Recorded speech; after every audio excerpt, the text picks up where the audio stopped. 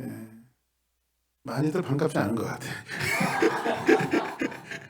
진짜 반갑죠? 예, 감사합니다. 일주일 동안 주 안에서 승리하고 또 이렇게 오신 줄 믿습니다. 자, 이제 우리 지난주에 여러분들과 함께 마가복음을 이제 시작을 했고, 지난주에는 그 서론격인 그 마가복음 1장 1절, 하나님의 아들 예수 그리스도의 복음의 시작이다 라고 하는 한 절을 가지고 여러분들에게 말씀드렸습니다. 마가 요한, 마가의 위치는 어떤 위치였죠? 실패자, 낙오자, 무익한 자. 그런데 이렇게 사도 바울에게까지 낙인이 찍혔던 이 마가가 나중에는 유익한 자가 되어지고 성공자가 되어지고, 그리고 마가복음의 위치는 AD 한 65년경에 쓰였는데 AD 64년에 로마에 큰 화재가 있었고, 그것은 역사에 기록될 만큼 어마어마한 일이었고, 그 일들을 통해서 이제 그리스도인들이 핍박을 받고 원형 경기장에 짐승의 가죽을 씌우고 짐승들의 밥이 되어지게 하고, 히브리서에 그런 톱으로 사람을 켜서 죽이기도 하는 이런 엄청난 그리스도인들의 핍박이 있었을 때에 한 명씩 두 명씩 교회를 떠나기 시작했고 믿음에서 떠나기 시작했습니다. 과연 하나님이 계신가? 과연 예수 그리스도는 누구란 말인가? 라고 하는 이 엄청난 시련과 역경 속에서 마가복음은 유익한 자로 돌아왔어. 최초의 복음 마가복음을 쓰면서 사람들 입에서 입으로 귀에서 귀로 전달되어지면서 마가복음이 손책자로 사람들에게 익혀지기 시작하면서 그 시대의 소망과 희망을 줬던 복음이 뭐라고요? 바로 마가복음이라고 말씀드렸습니다. 그래서 우리는 마가복음을 하는 내내 여러분들의 가정과 여러분의 삶과 여러분의 자녀들과 여러분의 모든 환경 속에 소망과 희망의 복음이 되어지기를 원하며 은혜의 복음이 되어지기를 예수 이름으로 간절히 축복합니다. 자, 그러면 오늘은 이제 두 번째 여러분들과 마가복음에 있는 말씀을 드리는데 다시 한번 따라갈까요? 광야의 소리. 광야의 소리. 광야의 소리. 광야의 소리. 제가 지난주에 말씀드렸지만 마가복음의 그 특성이라고 말씀드렸죠. 마가복음은 변명이 있다고 말씀드렸죠. 뭐죠? 바로 송아지 복음. 이 땅에 종으로 오신 예수님을 이 말씀을 통해서 소개해주고 있습니다.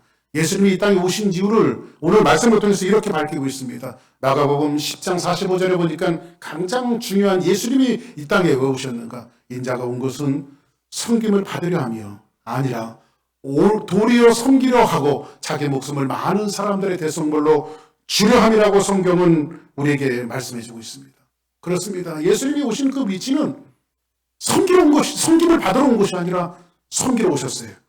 어디까지? 자기의 몸을 대성물로 주기까지 섬기러 오셨다라고 성경은 말씀해주고 있습니다. 여러분들 고린도전서를 제가 강의하면서 말씀드렸습니다만은 고린도전서의 12장의 위치는 어마무시한 그 은사들을 성경은 소개해주고 있습니다. 성령의 수많은 은사들을 소개하고 있습니다. 거기는 치유가 있으며 능력이 있으며 믿음이 있으며 지혜가 있으며 지식이 있으며 수많은 어마무시한 은사들을 소개하고 있습니다. 그리고 맨 마지막에는 12장 후반절에 가보면 사역적인 은사를 소개하고 있어요. 하나님이 교회 중에 맺혀 세우셨으니 첫째는 사도요, 둘째는 선지자요, 그 다음은 교사요, 그 다음은 능력이요, 그 다음은 방언하며, 그 다음은 방언을 통역하며, 그렇게 어마무시한 은사를 소개하고 있으면서 사도 바울은 맨 마지막 12장을 이렇게 마치고 있어요. 너희는 더 큰 은사를 사모해라. 내가 너희에게 더 좋은 길을 보여주겠다고 말합니다. 아니, 지금까지 그 어마어마한 은사들, 그리고 사도를 대표할 수 있는 사람이 있겠습니까? 그리고 그 어마어마한 은사를 대표할 수 있는 게 있겠습니까? 근데 너희는 더 큰 은사를 사모하라고 말합니다. 그리고 내가 너희들에게 더 좋은 일을 보이겠다라고 말하면서 12장을 막을 내립니다. 그러면 도대체 더 큰 은사는 뭐란 말인가? 사도 바울이 이야기하고 싶었던 더 큰 은사는 무엇이란 말인가? 그리고 나서 13장이 시작이 되어지는데 12장 다음에는 뭐가 나올 거예요? 13장이 나오겠죠. 그죠?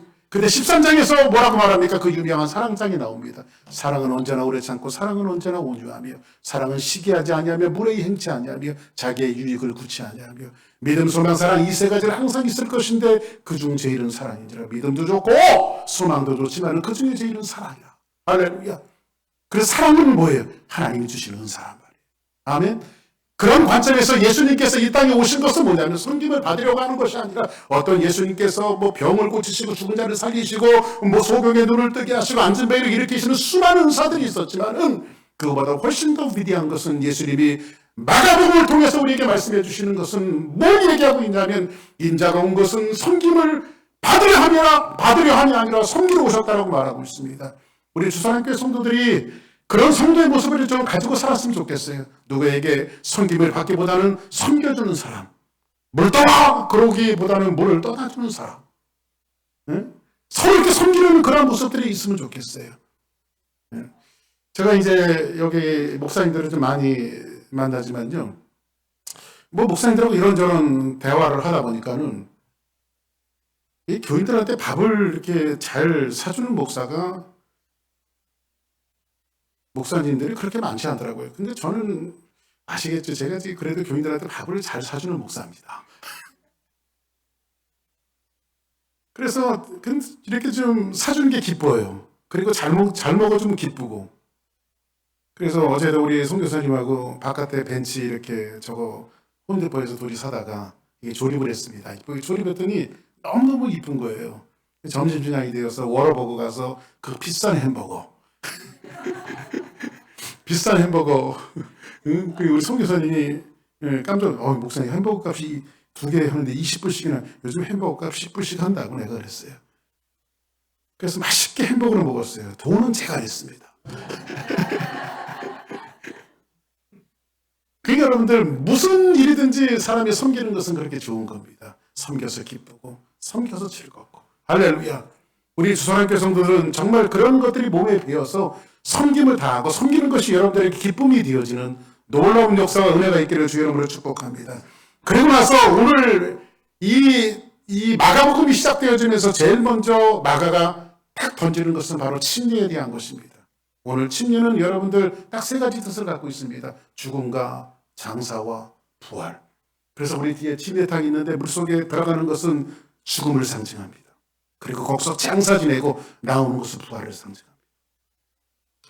오래전에 제가 이제 휴스턴에 와서 목회를 하면서 목사님들 펠로십, 요즘에는 그 모임을 연합회 이런 데는 좀 가는데 이제 여기 그 목사님들 그 초교파적으로 모이는 그 목사회라고 그 펠로십이 있는데 거기는 제가 이제 너무 바빠갖고 참석을 못합니다. 참석을 안 하고 있습니다. 그런데 옛날에 초창기 때는 그 목사회 이렇게 만들어갖고 다녔던 멤버가 바로 저입니다. 그래서 이제 같이 목사님들하고 교제를 하는데 어느 이제 목사님들 모임이 있어 무슨 순서가 있었어요. 요즘은 저도 이제 나이가 조금씩 들면서 어떤 무슨 순서를 맡으면 보통 설교나 축사 이런 거 맞는데 젊었을 때는 보통 맞는 게 성경 봉독 이런 거 맞잖아요. 그래서 이제 어떤 목사님 사회 보시는 목사님이 박규성 목사님 나오셔서 성경 봉독 해주시겠습니다. 그것도 딱 2줄, 한 10줄이라도 읽으면 좀 이렇게 괜찮겠는데 딱 2줄 읽으러 나가는 겁니다. 근데 거기에 이제 예수 그리스도께서 침례 요한에게 침례를 받으시고 뭐 이렇게 해서 이제 성경을 읽었습니다. 그랬더니 이제 거기는 이제 뭐 장로교 목사님도 계시고 저처럼 신대계 목사님도 계시고 뭐 또 다른 뭐 교단의 감리교 목사님도 계시고 여러 목사님들이 모였죠. 근데 그 중에 이제 연세가 지긋하신 목사님이 예배가 마치자마자 인상을 좀 우그락부락 하시면서 저 앞에 오셨어요. 박 목사님 저랑 얘기 좀 합시다. 그러는 거예요.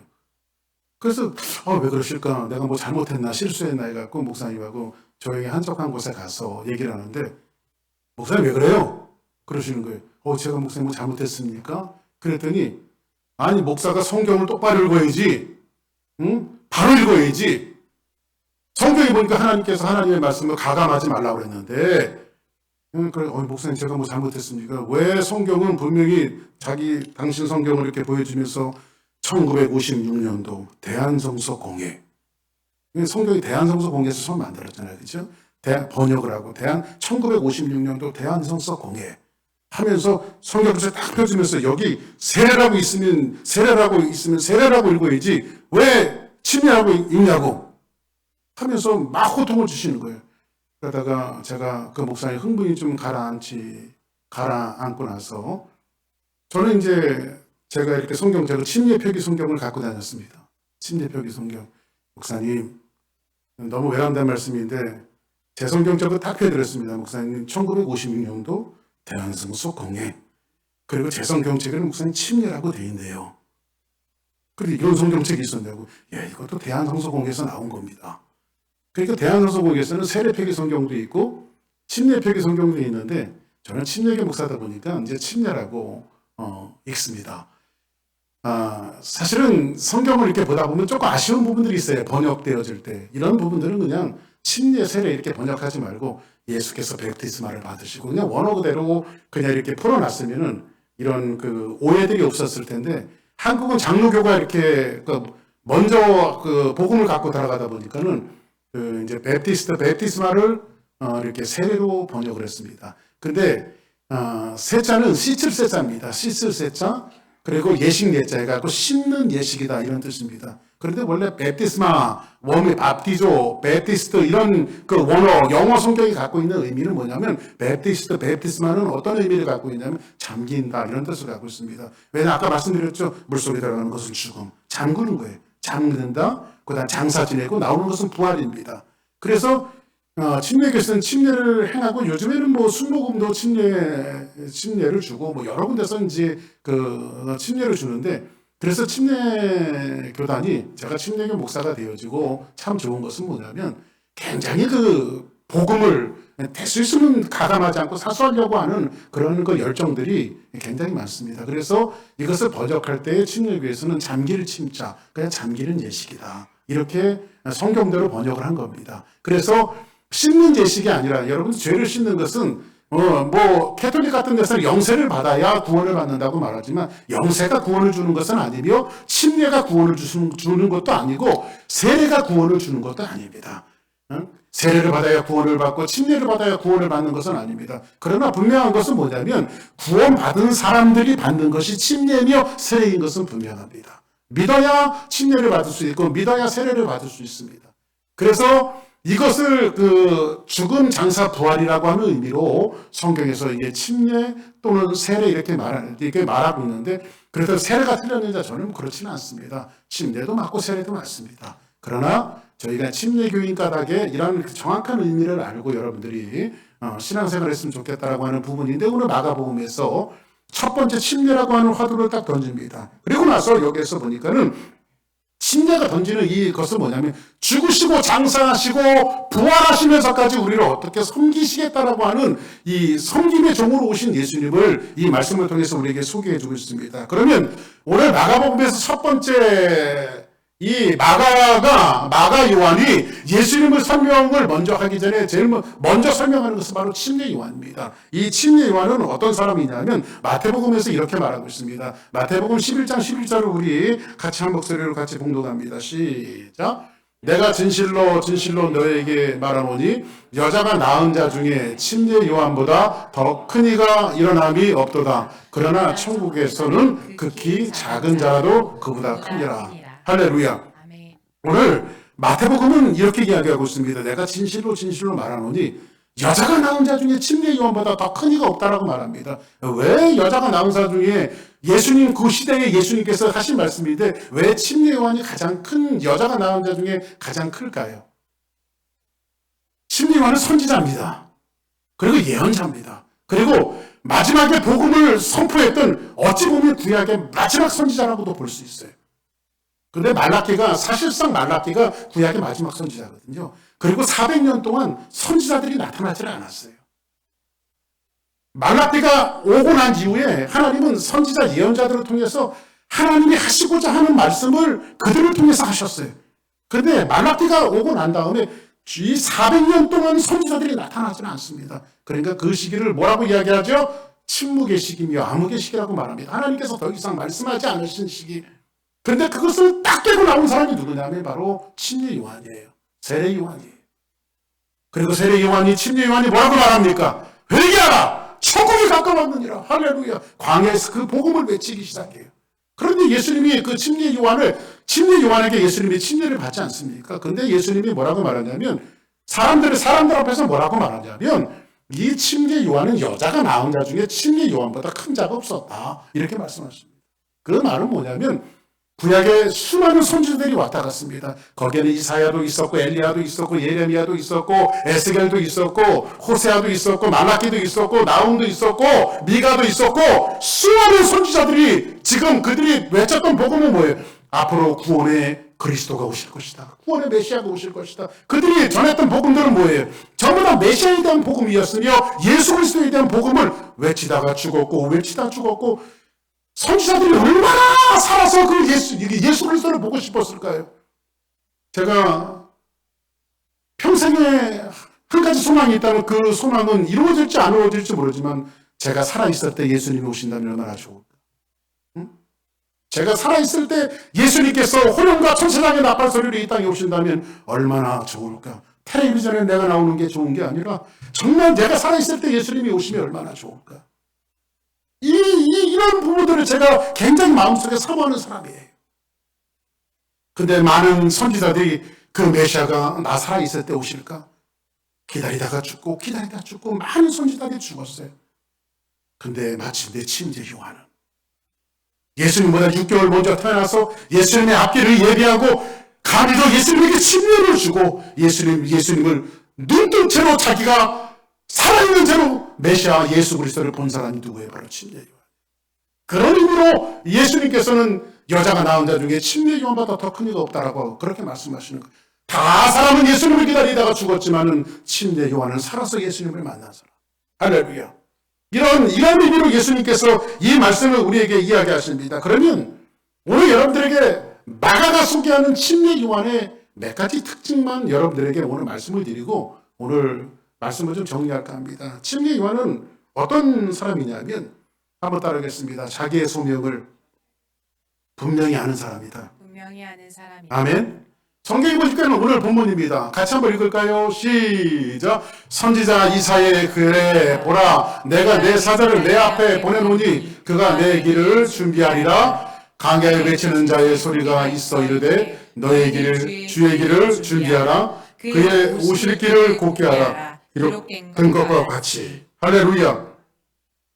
침례 요한은 자신의 소명과 사명을 분명히 아는 사람이었습니다. 이 세상에서 가장 행복한 사람이 누군지 아십니까? 내가 왜 살아가는지, 내가 뭘 해야 하는지, 자신의 소명과 사명을 정확하게 아는 사람이 가장 행복한 사람이에요. 거기에 자기 소명과 사명을 발견하는 사람이라면 그 사람이 부유하든지 가난하든지 그것이 문제가 되지 않아요. 왜냐하면 하나님께서 나를 이 땅에 두신 것이 가장 큰 목적이기 때문에 그래요. 여러분들 그 히브리 사람들은요, 국가의 부름을 받는 사람들이 있어요. 국가의 부름을 받는 사람들. 나라의 부름을 받는 사람은 어떤 사람이냐면 이런 사람들이에요. 전쟁이 났어요. 그럼 전쟁이 났으면 일반 군인들 말고 우리 한국에도 예비군들이 있잖아요. 그러면 군대를 만들기 위해서 징병을 합니다. 히브리 사람들. 유대인들이 징병을 해요. 그러면 징병을 하면 어떤 사람을 징병할까요? 나이 많은 사람을 징병할까요? 젊은 사람을 징병할까요? 그래서 청년이라고 하는 말이 거기서 나왔어요. 청년이라고 하는 말이. 청년들을 징병하는 거예요. 그런데 히브리 사람들의 정확한 개념 속에 청년이라고 하는 개념은 생물학적 나이를 이야기하지 않아요. 그러니까는 뭐 나이가 20대, 30대는 청년이고 나이가 뭐 60대, 70대, 80대는 노년이고 이런 생물학적 나이로 청년을 규정하지 않아요. 성경에 보니까는 솔로몬이 뭐라고 이야기하냐면 우리 그래서 전도서도 강의했습니다만 전도서에 보면 솔로몬이 가장 이제 하나님 앞에 갈 날을 얼마 남겨두지 않고 유언서처럼 쓴 것이 바로 전도서예요. 머리를 희끗하고 그러니까는 솔로몬은요 그 나이 들어서 철들었어요. 맨 마지막에. 그래서 솔로몬이 뭐라고 말합니까? 헛되니 모든 것이 헛되도다. 자기를 전도자가 가로되 자기를 전도자로 말하고 있어요. 사람이 해 아래서 수고하는 수고가 자기에게 무엇이 유익한고 해는 떴다가 떴던 곳으로 돌아가고 물은 연하여 바다로 흐르지만 그 바다를 지금까지 채우지 못하는구나. 인생의 어떤 허무함을 노래하면서 맨 마지막에 전도서의 결론은 뭐죠? 인생들아 하나님을 경외하는 것이 가장 사람에게 가장 큰 행복이라고 말하고 있어요. 할렐루야. 그러니까는 여러분들의 욕심으로 바다를 채워도 여러분들 보세요. 얼마나 많은 물들이 바다로 흘러갔습니까? 바다가 흘러넘쳤어요? 아직도 그 바다를 채우지 못하고 있어요. 그렇죠? 아무리 많이 벌어도 아무리 노력해도 아무리 애써도 하나님이 은혜를 주시지 않으면 안 되는 거예요. 아멘. 하나님이 은혜를 주셔야 돼요. 근데 그 솔로몬이 그 노년에 철이 들어갔고 자기를 청년이라고 말하고 있어요. 청년은 뭐예요? 나 철 들었다 이거죠. 자기 사명을 전도자로서 사명을 찾았다 이거죠. 그러니까 생물학적 나이가 이 사명이 아니라 모세를 한번 보시기 바랍니다. 청년 나이 40에 그가 실수하고 사람 죽이고 광야로 도망가잖아요. 그렇죠? 근데 그의 나이 80이 되어서 하나님 앞에 부름을 받아요. 그 모세는 누구일까요? 청년입니다. 청년이에요. 이게 히브리 사람들의 개념이에요. 성경에 보니까 갈렙이라고 하는 사람이 나옵니다. 가나안 부족들과 계속해서 전쟁을 하러 나가는데 저 산족들, 아낙 자손들이 있는 데는 사람들이 이 12지파에서 서로 가려고 하잖아요. 왜냐하면 그들이 너무너무 강하기 때문입니다. 그때 갈렙이 노년이 되었던 갈렙이, 나이 많은 갈렙이 앞으로 탁 나서면서 나는 전과 같이 지금도 담대하고 하나님이 나와 함께 하시면 나는 저 산지를 올라갈 수 있습니다. 이 산지를 내게 주옵소서. 이 산지를 내게 주옵소서. 나이 많았지만 갈렙은 뭡니까? 청년이에요. 할렐루야. 그러니까 우리 주사랑교회 성도들은 아무리 나이가 젊어도 자기 소명과 사명을 깨닫지 못하는 사람은 노년이에요. 젊어도 노년. 그러나 나이가 많아도 자기가 살아가야 할 위치를 느끼고 하나님 앞에 소명과 사명이 분명한 사람은 뭐예요? 청년이에요. 청년. 할렐루야. 그래서 우리 주사랑교회 성도들은 매일매일의 삶이 매주 한 달, 매달의 삶이 여러분들은 청년으로 하나님 앞에 응답하는 놀라운 역사가 있기를 주의 이름으로 축원합니다. 응답하라 1996 그런 드라마가 있었죠. 응답하라 1996. 우리 청년으로 응답해야 돼. 할렐루야. 우리는 아무리 이 젊은 사람도 마찬가지고 나이 들었어도 다 청년이에요. 할렐루야. 청년으로 자기 사명을 깨닫는 사람들. 아멘. 그래서 주사랑교회에서 여러분들이 사명을 찾고 소명을 찾고 거기에서 여러분들이 막 익사이드가 하나님의 에너지가 올라오고 하루를 살아도 정말 하나님께서 나와 함께 하신다라고 하는 이 놀라운 역사가 마음으로부터 일어나야 돼. 할렐루야. 심리와는 그 사명을 발견했던 사람이에요. 심리와는 자기의 정확한 사명을 발견합니다. 어떤 사명입니까? 자기는 성경에서 뭐라고 말합니까? 자기는 광야에서 외치는 자가 아니며 자기는 광야에서 외치는 자의 소리라고 말하고 있어요. 정확하게 사명을 깨닫지 않습니까? 자기는 광야에서 외치는 자가 아니에요. 자기는 광야에서 외치는 자의 소리예요. 소리는 팍 던져지면 어떻게 됩니까? 사라지는 것이 소리예요. 사라지는 것이 소리예요. 저는 이번 그 두 번째 마가복음을 제가 한 주간 동안 묵상하면서 설교 준비하면서 마음에 작은 그 소박한 그 소망이 하나 생겼습니다. 그 소망은 뭐냐면 저도 이제 제가 이제 91년도부터 목회를 했으니까는 제가 제 나이에 이렇게 30년을 넘게 목회하는 목사님들이 그렇게 흔하지는 않습니다. 제가 지금 한 33년째 단임 목회만 33년째 지금 제가 하고 있는데 목회를 하다 보면 나는 내 목회의 마지막으로 어떻게 정리할 것인가에 대한 것들을 항상 생각을 합니다. 근데 저도 이제 나이가 조금씩 들어가다 보니까 저희 아내하고 함께 나 몇 살 때 은퇴를 할까? 뭐 이런 얘기들을 좀 부부니까 나누게 되어지죠. 앞으로 10년? 아니면 그보다 조금 더 내려밀모? 그러면 저도 이제 은퇴를 하게 되겠죠. 그리고 교회는 어느 정도 자라 있겠고, 그 성도들 앞에서 마지막 교회 사역에서 작별을 할 때, 그런 꿈을 한 번씩 머릿속에 그릴 때가 있어요. 근데 그게 다 사라져 버렸어요. 그거 그리지 않기로 했어요. 그냥 저는 목회를 하다가 바람과 함께 사라지다. 그게 제 작은 소박한 꿈이 이 말씀을 준비하면서 저는 외치는 자가 아니며 외치는 자의 소리고, 교회는 박 목사의 교회가 아니고 주님이 피값으로 주시고 사신 교회이기 때문에 이 교회가 주님 오시는 그날까지 정말로 아름답고 귀하게 이어지는 것이 제 작은 이 말씀을 준비하다가 제 작은 소망으로 자리 잡았어요. 할렐루야. 자, 그러면 이 심리와는 또 어떤 사람이냐면 굉장히 검소한 사람입니다. 이 검소하고 굉장히 소박한 사람이에요. 한번 1장 6절 한번 볼까요? 시작.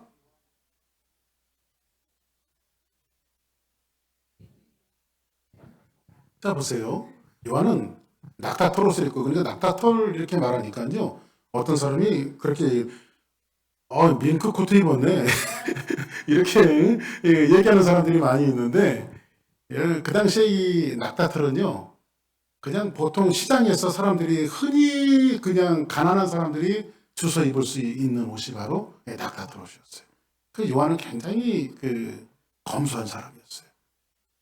여러분들 이게 뭐 지독하게 구두쇠가 되라고 하는 것이 아니라 삶에서 검소함은 굉장히 중요한 겁니다.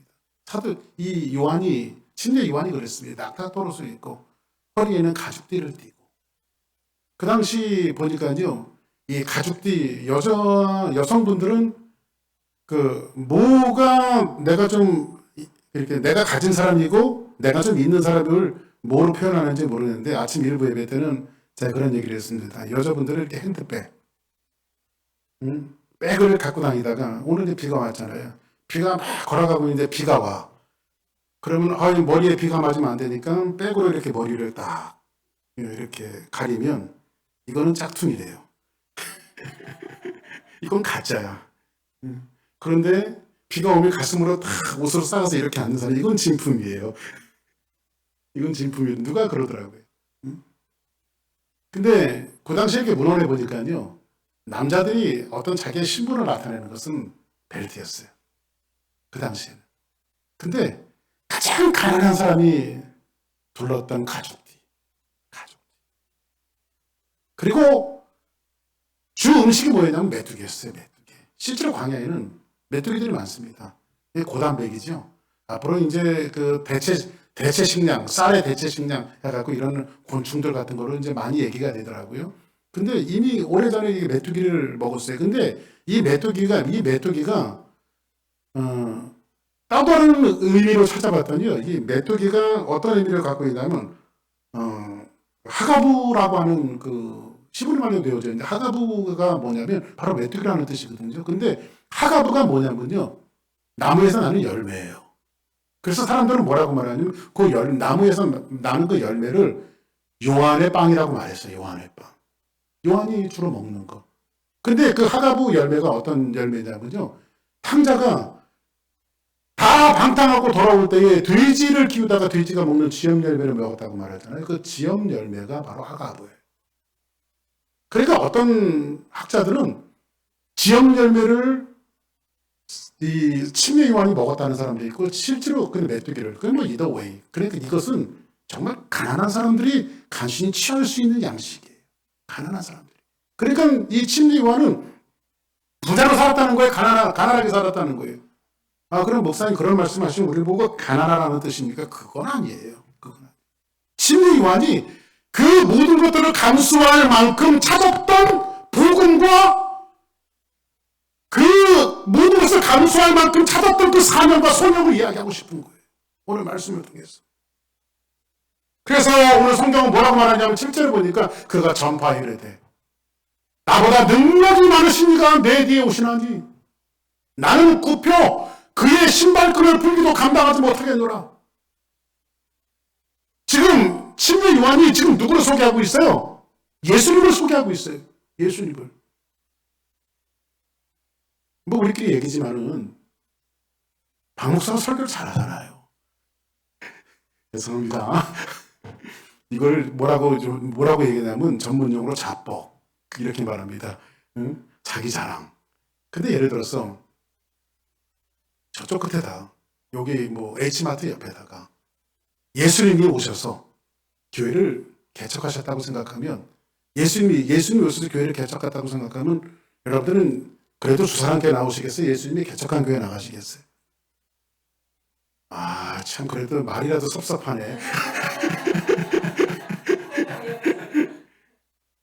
그렇죠. 지금 사도 요한, 침례 요한이 그걸 얘기하고 있는 거예요.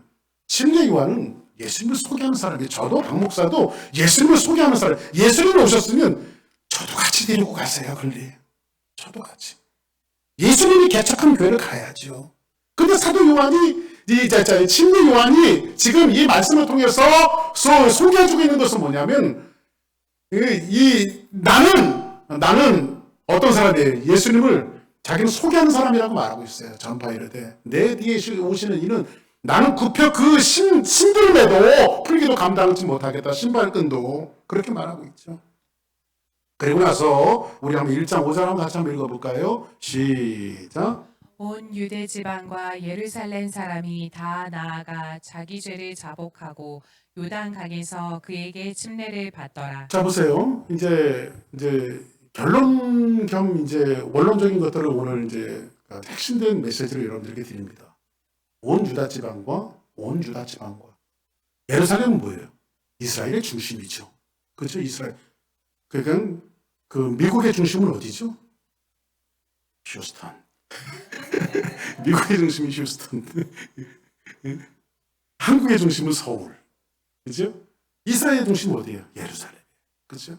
온 유대 지방과 예루살렘 사람이 다 나아가. 어디로 나갔을까요? 침례 요한 앞에 나간 거예요. 죄를 자복하고 요단강에서 그에게 뭐를 받더라? 침례를 받더라. 할렐루야.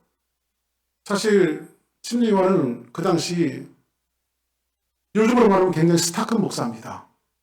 사람들이 막 인산인해를 했어요. 침례 요한의 설교를 듣기 위해서, 말씀을 듣기 위해서 수많은 사람들이 나왔어요. 여러분 그거 아시죠? 처음에 베드로가 침례 요한의 제자였던 거. 베드로가 침례 요한의 제자였어요. 그래서 예수님 앞에 가죠. 그렇죠? 그러니까는 지금 침례 요한은 스타크 목사예요. 그럼에도 불구하고 자기는 자기 위치를 정확하게 알았어요. 그 자기의 위치는 뭐냐면 자기는 예수가 아니며 자기는 광야에서 외치는 자가 아니며 외치는 자의 소리에 없어지는 존재라고 하는 것을 정확하게 알았어요. 어느 교회 평생 목회하셨던 그 목사님이 강대상에다가 항상 새겨놨던 그 글이 있답니다. Let the people see Jesus Christ. 백성들로 하여금 그리스도를 보게 하라. 사랑하는 여러분, 저는 여러분들이 박목사를 보는 것도 원하지 않고, 물론 박목사는 오늘 말씀을 여러분들에게 증거하지만은 저는 외치는 자리 소리일 뿐이에요. 이 땅에 왔다가 가는 겁니다. 이 강다상에서 누가 증거되어져야 되냐면 예수님이 증거되어지고 복음만이 증거되어지고 뭐 인기 있는 사람 되기를 원하지도 않고 높은 사람 되기도 원하지 않고 정말 우리 교회에서 예수 그리스도만 높아질 수 있다면 그것이 다예요. 그거 말고 뭐가 더 있겠습니까? 우리들이 그 일을 위해서 사는 거 아니에요. 그죠? 우리는 어떤 사람이 그런 얘기를 하더라고요. 나귀가 주인 흉내내면 안 되죠. 그냥 예수님이 영광받아야지 나귀가 지가 영광받으려고 하면 안 되죠. 저는 영광받을 일도 없으며 우리 교회에서 여러분들 하여금 그리스도를 보게 하는 것, 여러분 박목사를 보지 말고 박목사가 선포되어지는 예수 그리스도를 정확하게 보고 여러분들이 1년이 지나고 2년이 지나고 3년이 지나면 예수 그리스도를 더 깊이 하는, 복음을 더 깊이 하는 그런 모습들로 살아갔으면 좋겠어요. 아멘. 그래서 침례 요한은 뭐라고 말합니까? 성경에 보니까 이렇게 얘기합니다. 요한복음에 침례 요한이 자기가 이렇게 말합니다. 예수님은 흥해야 되고 나는 쇠하여야 하리라. 할렐루야. 예수님의 인기는 점점 올라가야 되겠고 박규성 목사의 인기는 점점 세워져야 하리라. 이게 바른 목회고 바른 교회고 하나님이 원하시는 교회 생길 것 같아요.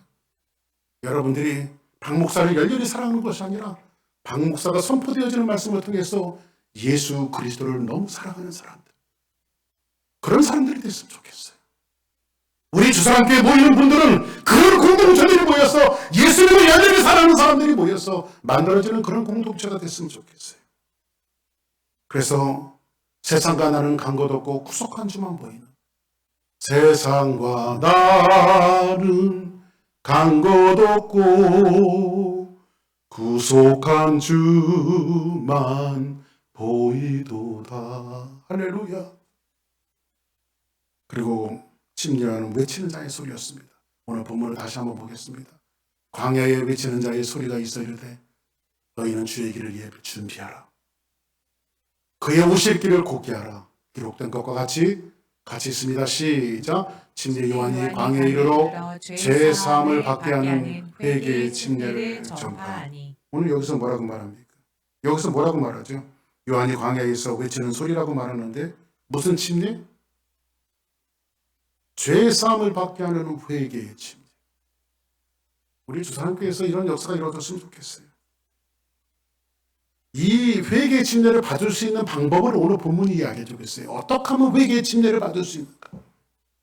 그냥 뭐 교회 적당히 1, 2년 다니다 보니까는 목사님하고 문답해서 그냥 받는 그런 침례 말고, 저는 이제 우리 뭐또 순국 영신 예배 때 저희 성찬식을 할 텐데, 뭐 성찬식도 하고 침례 저도 베풀면서 그때마다 얼마나 감격스러운지 몰라요.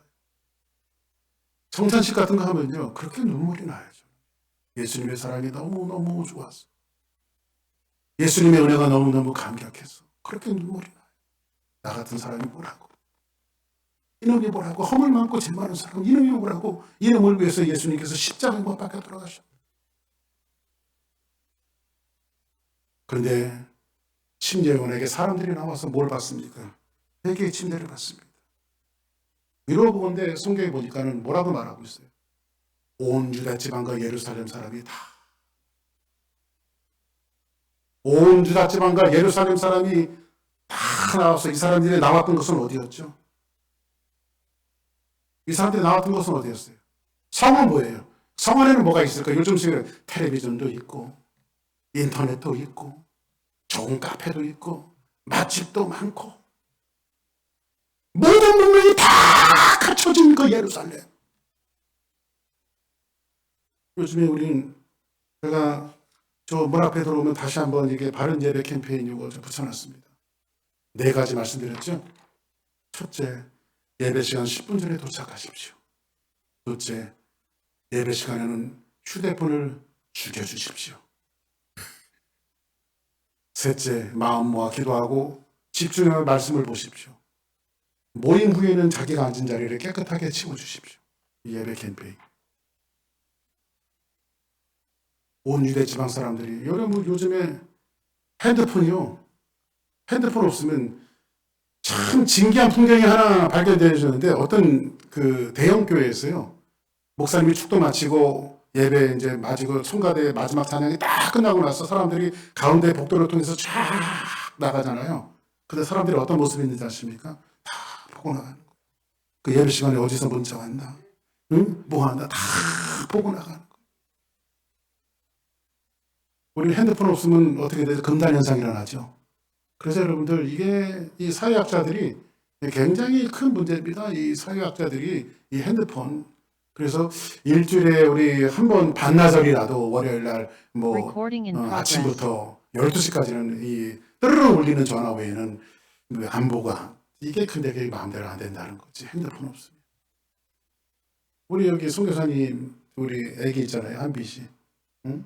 한비 씨 막 땡깡 부리고 막 뒤로, 저들 되면 뒤로 그냥 넘어갑니다. 응? 그러다가 핸드폰 쫙 하면 그대로 얼음이에요. 그리고 얼굴에서 웃음이 꽃피고, 응? 나 이렇게 살고 싶다는 거지. 이렇게 살고 싶다는 거지. 그래서 누가 그렇게, 누가 그랬더라고요. 애기한테 그랬대요. 너 말 안 들으면 핸드폰한테 잃는다. 그런데 애가 말이 잘 되더래. 오늘 말씀 보십시오. 온 유다 지방과 예루살렘 사람들이 다 어디로 나갔어요? 침례 요한이 있었던 광야로 나갔어요.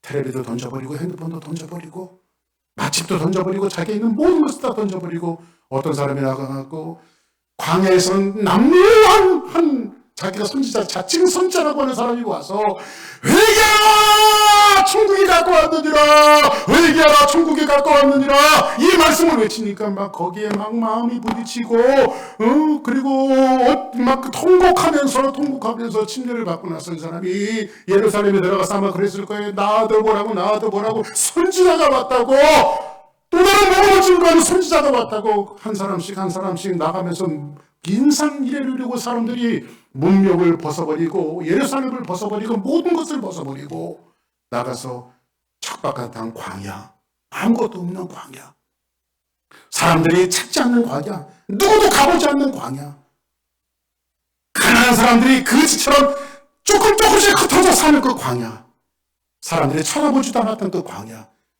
그 문명의 사람들이 그 광야로 다 나가기 시작해요. 다 나가기 시작해요. 그리고 침례 요한의 메시지를 들으면서 그들은 눈물을 흘리고, 내가 오늘서부터 예수 믿겠다고, 눈물을 흘리면서 회개의 침례를 받기 시작해요. 회개의 침례. 그것이 바로 회개의 침례. 우리 주사랑교회가 그런 광야의 영성을 회복했으면 좋겠어요. 얼마나 세상이 바쁘게 돌아가고 있습니까? 수많은 운명들. 여러분들 자녀들 교육시킨다고 얼마나 바쁘세요? 그것도 조금 내려놓고, 사업하는 것도 조금 내려놓고, 아무리 바쁠 일도 조금씩 내려놓고, 사람들이 찾지 않는 그 광야의 영성을 찾았어. 우리 주사랑교회가 그런 광야의 영성을 회복하는 교회가 되었으면 좋겠어요. 교회로 나왔어. 이곳에서 무릎을 꿇고 하나님 앞에 기도할 때에 하나님의 음성을 들을 때에 그래요 주님 이놈이 죽을 놈입니다 하나님. 그래 제가 삶을 살았습니다. 내가 주님 붙들고 살게요. 이 광야의 영성이 우리 주사랑교회에게 회복이 되어진다면 이 영성 하나로 휴스턴을 살리고 세계를 살릴 수 있는 복음이 된다는 거예요. 할렐루야.